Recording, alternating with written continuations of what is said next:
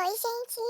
Eu me chamo Mel Pudim e vou gravar vídeos pra vocês aqui no YouTube. E sempre foi meu sonho gravar vídeos aqui no YouTube. E eu vou gravar vários vídeos jogando Roblox, como jogando 900 da Floresta, Ilha Facite e outros jogos. E antes de eu criar essa conta aqui no YouTube, eu já tinha uma conta lá no TikTok que eu postava. E foi por lá que eu decidi começar a gravar vídeo aqui pro YouTube.